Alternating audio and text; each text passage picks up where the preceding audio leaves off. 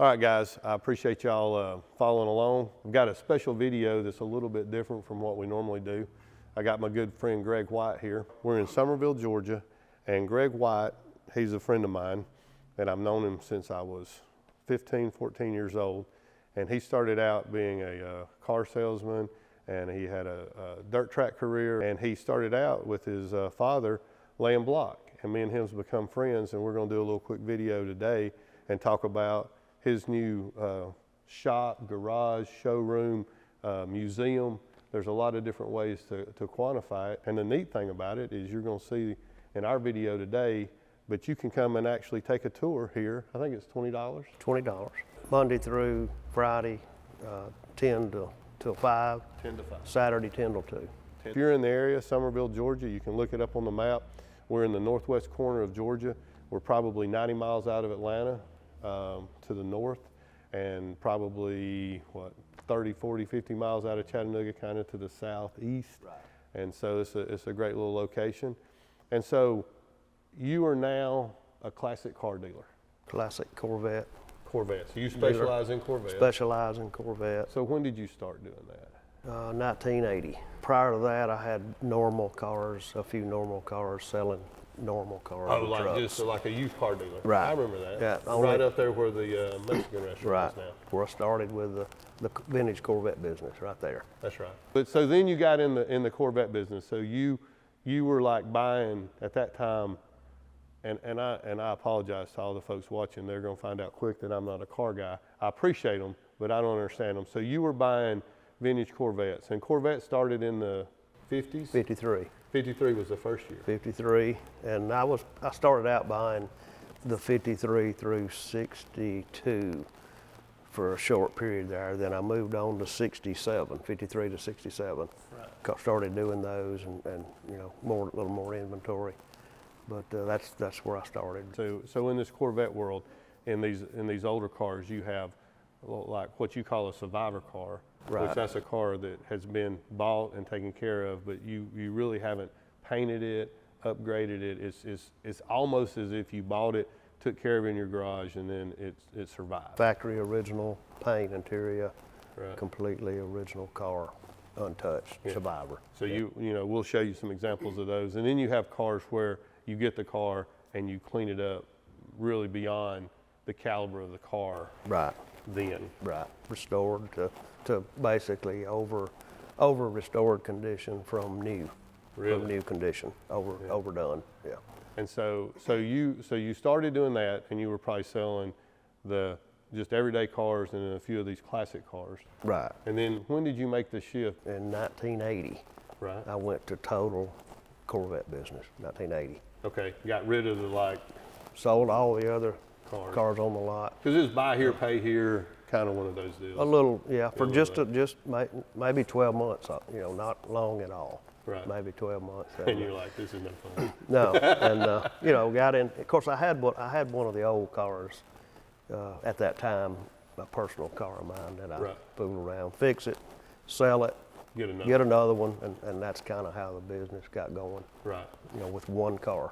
Yeah. One car. And then you kind of transitioned out of the racing. That shop became your shop. Yeah. And then you began to carry an inventory of 5, 3, 10, 15 cars up there. Up there, as many as 10 probably Right. there. Yeah, in the early days, yeah. And then by 1990, you know, I was keeping 10, 15 cars, maybe 20 in inventory. All the time. Yeah, at most of the times. And then from there, changed locations.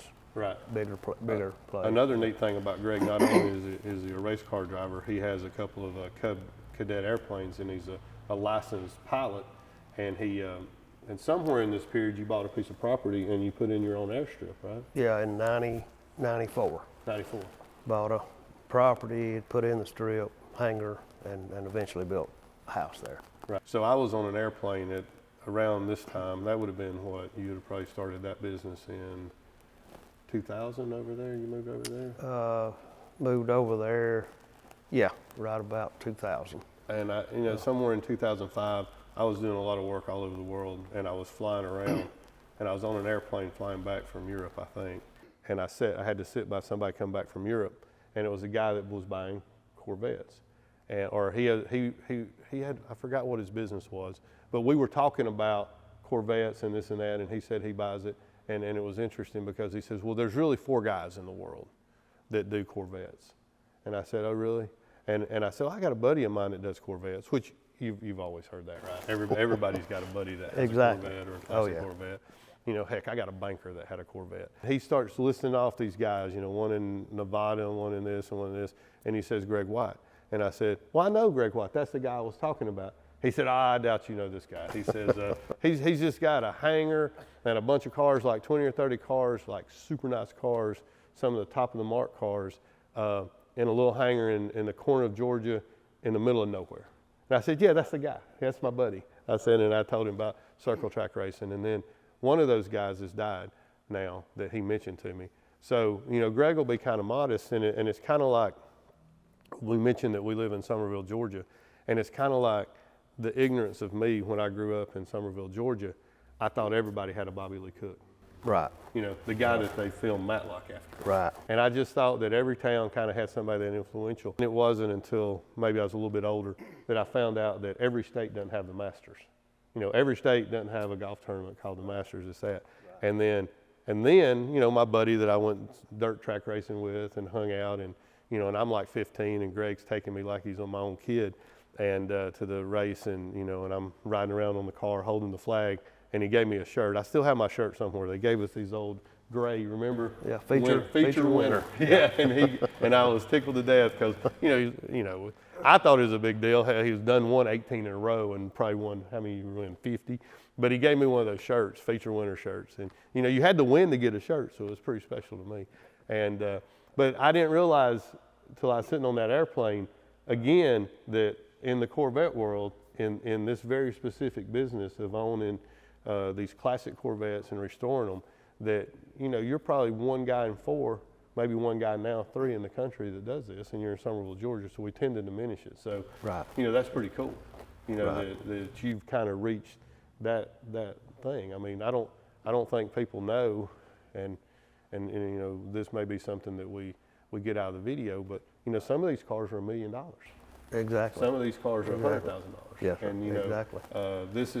These are the ranges of these cars, and it's, I don't think people appreciate the caliber, and that for $20 in Summerville, Georgia, you can come to a museum and you can see, you know, classic gas pumps and signs and all that. It's not only just the cars. I mean, you've really created quite an accumulation of stuff over the last, 30 years doing this. Right. It's pretty amazing. A lot of collecting.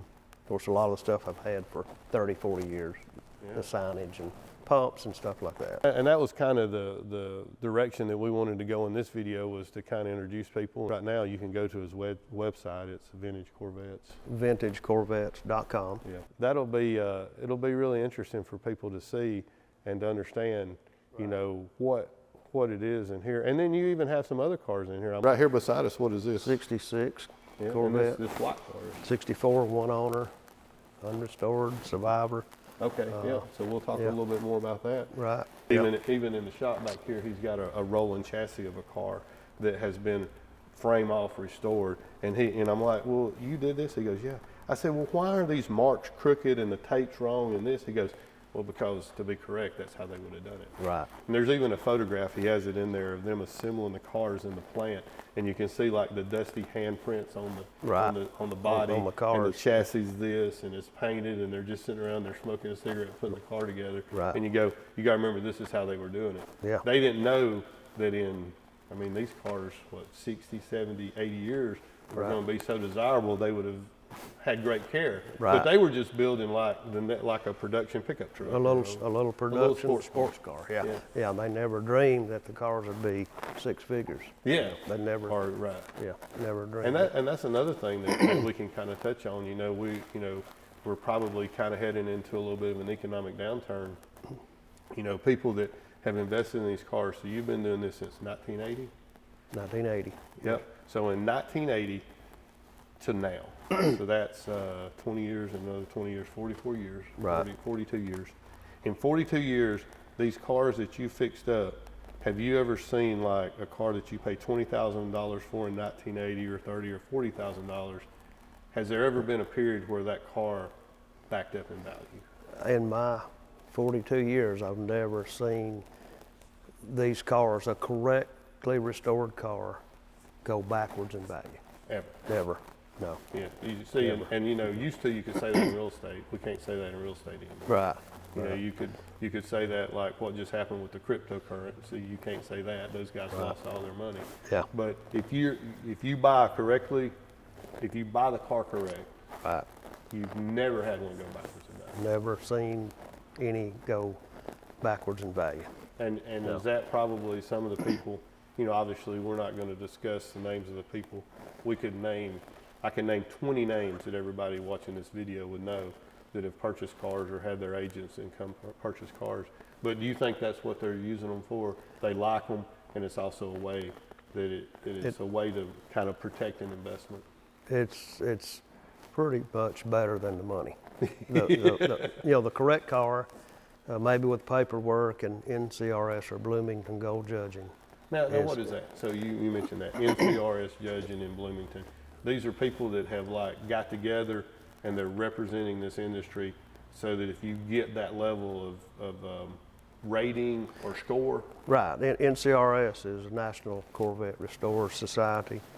It's a group, that's formed, and they'll come to different locations in the United States, and you take your car to their meets, And you judge. and they'll judge your car. And you've had those, they've been here. Yeah, we have judging meets here every October. Okay. Yeah. But with great confidence in, if I get a car that has been judged in CRS, I see the tags on some of these cars. Right. If you see that car and it's judged that way, you can know without a shadow of a doubt that car is what it's representing. It's correct. It's I correctly. mean, because there's 6 or 8 of geeks like you that are just pouring over those things going, well, this is the wrong lug nut, or this Right. is the wrong trim tag, or this is Oh, a yeah. reproduction trim tag, or Oh, yeah. this wasn't correct, or it's got this chrome thing on, or Exactly. there's a million things like that. Yeah. Oh yeah. I've seen Greg walk up to a car that's just come into the shop and he goes, oh, this badge is in the wrong place. Oh yeah. And then that just starts throwing up red flags. Right. Oh yeah. Exactly. Yeah. But you see the one with NCRS judging, You know it's a 97 or 96 score, then you know it's pretty much original, like it left the factory. Wow. Yeah. And so if you buy a correct car like that, and then you kind of know what they're worth, then you're not going to go backwards on Right. the car. Yeah. Your investment. And what's is- this Bloomington thing? That's the Bloomington Gold is another organization similar. In addition to the In addition, totally different organization, Okay. and they judge the cars the same. Okay. You know. So if you get an MCRS and a Bloomington, Yeah, and a lot of cars have both. and do you have some examples of those in here? I do. Yeah. Yeah, I do. That's really amazing. So there's these organizations that don't do anything but that. That's it. Yeah, and that adds great value to the car, and it helps a guy buying the car know that it's correctly restored, and and it's a good investment. Yeah, and it is what it is. Right. Exactly.